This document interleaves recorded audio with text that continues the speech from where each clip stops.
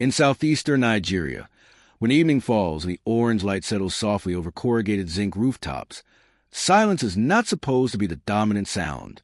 In rural communities across Anambra and Imo, dusk once marked the gradual closing of markets, the return of children from dusty roads, and the low murmur conversations unfolding in front of family homes. But in certain villages, that familiar rhythm has been interrupted. The silence that now hangs in the air is not routine. It is a residue of departure. Videos began circulating online, shared by a social media personality known as Yudel. The footage showed entire communities, Osumagu, Isaac, Omuabosi, appearing deserted. Houses stood intact but empty. Courtyards were overgrown. Shops were shut. Doors swayed in the wind. In his narration, Yudel suggested that residents had been driven out by members of the Eastern Security Network, the armed wing associated with the broader Biafran separatist movement. The videos quickly gained traction, triggering outrage, grief, and fierce debate among viewers inside and outside Nigeria. For many, the images appeared to confirm fears that non-state armed actors had imposed control over rural areas. For others, the narrative seemed too convenient. Another attempt, they argued, to discredit a political cause rooted in long-standing grievances. The truth, as is often the case in conflict environments, proved far more complex than a single viral explanation. As local journalists, community leaders, and displaced residents began offering their own accounts, a different picture emerged, one less definitive, more fragmented, and deeply unsettling. According to multiple testimonies, civilians were not forcibly expelled in systematic, door-to-door operations carried out by the Eastern Security Network.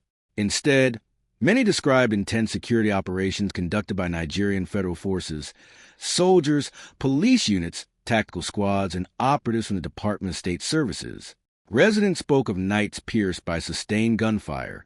They described armored vehicles moving through narrow village roads, checkpoints erected at entry points, and security sweeps targeting young men suspected of having links to separatist activities. Some families reported that sons or relatives were taken away for questioning. In several cases, there was little immediate information about where detainees were being held or what charges they might face. It is important to acknowledge that independent, comprehensive investigations into each specific incident remain limited. Access to rural areas during security operations is often restricted, and reliable documentation can be difficult to obtain. What is clear, however, is the outcome: entire neighborhoods empty within hours or days. To understand how this moment developed, it is necessary to step back into history. Southeastern Nigeria carries a memory of the Biafran War, fought between 1967 and 1970, when the region attempted to secede from the Nigerian Federation. The conflict left deep scars. Millions were displaced. Starvation became a global symbol of humanitarian catastrophe. Though the war formally ended decades ago, its psychological and political legacy has never entirely faded. In recent years, feelings of marginalization, economic, political, and infrastructural, have persisted among segments of the Igbo population in the Southeast. The indigenous people of Biafra, or IPOB, emerged as one of the most visible movements advocating for renewed self-determination. Led by Nnamdi Kanu, the group argued that the federal government had failed to address systemic inequities affecting the region. In 2020, amid rising tensions and reports of insecurity, IPOB announced the formation of the Eastern Security Network, presenting it as a self-defense initiative designed to protect rural communities from criminal violence and intercommunal threats. Nigerian authorities, however, classified IPOB as a terrorist organization following a court order in 2017 and treated the ESN as an unlawful armed group. From that point forward, the relationship between federal forces and separatist-aligned actors entered a more volatile phase. Over the past several years, southeastern Nigeria has witnessed attacks on police stations, targeted killings of security personnel, and assaults on public infrastructure. Federal authorities attributed many of these incidents to IPOB-linked operatives, though the movement denied direct involvement in certain cases and accused criminal elements of exploiting its name. The cycle of accusation and denial deepened mistrust on all sides. Security operations intensified. The Nigerian military defended its deployments as necessary counterterrorism measures aimed at restoring order and protecting civilians. Yet human rights advocates caution that heavy-handed tactics can inflame local resentment, especially if innocent residents were caught in the crossfire or subjected to arbitrary detention. Within this environment, fear spreads quickly. In communities like Osumagu, the sound of sustained gunfire at night is not simply background noise. It is a signal. When residents see military convoys entering their villages, when they hear rumors of arrests, when they watch neighbors disappear into custody, decisions are made rapidly. Mothers gather their children. Young men leave before dawn. Shop owners lock their stores, unsure when or whether they will return. Displacement in such circumstances is rarely orderly. It is driven by uncertainty. Families often carry only essential documents, some clothing, and whatever cash is available. Many seek refuge in larger towns such as Onitsha or Ozubulu, staying with relatives or renting temporary rooms. What begins as a short-term precaution can evolve into prolonged exile. The emotional cost of leaving is profound. Homes in southeastern Nigeria are often the product of years of sacrifice. Diaspora remittances fund construction projects that symbolize generational achievement. Land carries ancestral meaning. To abandon such spaces, even temporarily, is not a simple relocation. It is a rupture in continuity. The videos that circulated online captured physical emptiness, but they did not capture this emotional dimension. They did not show the hurried conversations, the tears, the uncertainty about detained relatives, or the calculations parents make when weighing risk against attachment to home. From an institutional perspective, the federal government maintains that its operations target armed actors, not civilians. Officials argue that the presence of insurgent elements in rural areas necessitates proactive intervention. They emphasize that the state holds a constitutional obligation to maintain territorial integrity and public order. At the same time, civil society organizations have called for greater transparency. They argue that in counterinsurgency contexts, oversight mechanisms are essential to prevent abuses and maintain public trust. Nigeria faces multiple security crises simultaneously: insurgency in the northeast, banditry in the northwest, communal violence in central regions. The southeastern situation unfolds within this broader landscape of national strain. One pivotal moment occurred in 2021 when Nnamdi Kanu was apprehended abroad and returned to Nigeria to face trial. The federal government described the process as lawful extradition. Supporters of IPOB contested the circumstances of his arrest and transfer, claiming irregularities rather than calming tensions. The event intensified mobilization and periodic unrest in the southeast. Within this charged climate, each security operation acquires symbolic weight. For federal authorities, it represents enforcement of sovereignty.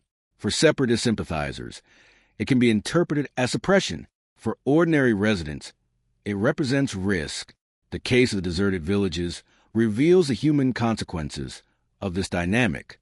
Whether displacement occurred primarily due to fear of security sweeps, apprehension about armed groups, or a combination of both, the result is the same: communities hollowed out, schools close when families leave, agricultural cycles are disrupted, informal economies collapse, social networks, so vital in rural life, fracture.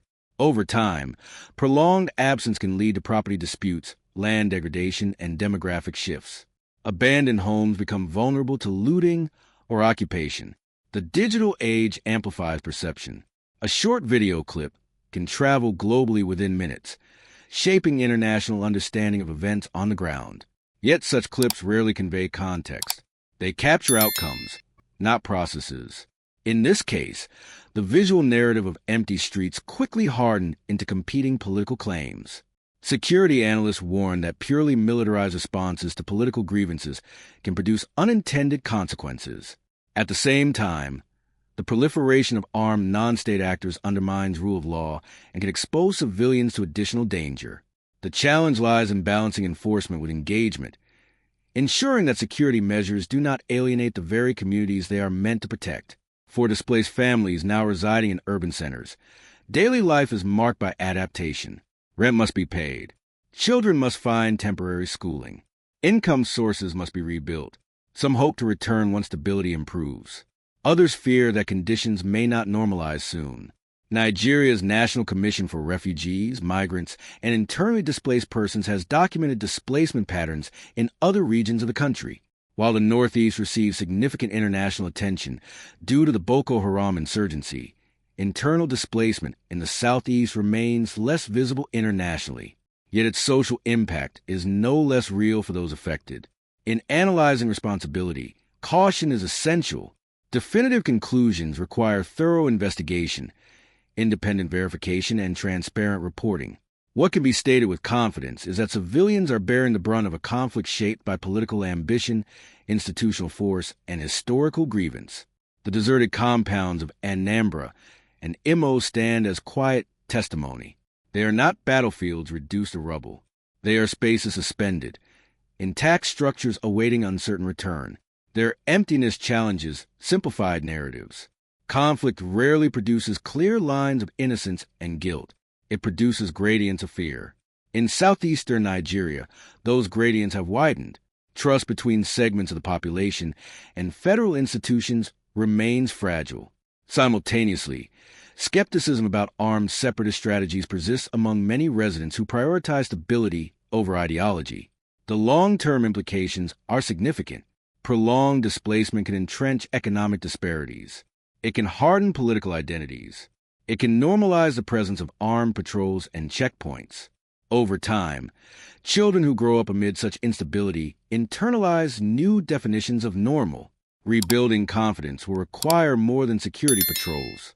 It will demand credible investigations into alleged abuses, inclusive political dialogue addressing regional concerns, and sustained investment in local development. Without these elements, the cycle of operation, fear, flight, and silence may repeat. As the sun sets again over those quiet villages, the question remains unresolved. Will families feel safe enough to return? Stability cannot be imposed solely through force, nor achieved through rhetoric alone. It requires an environment where civilians are not forced to choose between proximity to armed actors and proximity to state power. The images that sparked global attention were powerful, but they represent only a fragment of a larger story. Beyond the frames lies a sobering reality. In conflicts where political aspirations intersect with security enforcement, ordinary people often stand in the middle, absorbing consequences not of their making. In the end, this is not a story about viral videos. It is a story about absence, about homes waiting in silence, about communities paused, about generations uncertain of what comes next. And it is a reminder that behind every abandoned street lies a network of human lives, disrupted but not erased, still searching for a path back to normalcy. The situation continues to evolve. Investigations are ongoing. Political negotiations remain uncertain. But if there is one lesson embedded in the stillness of those villages, it is this. When conflict escalates, it reshapes more than territory. It reshapes memory, belonging, and the fragile sense of security upon which everyday life depends.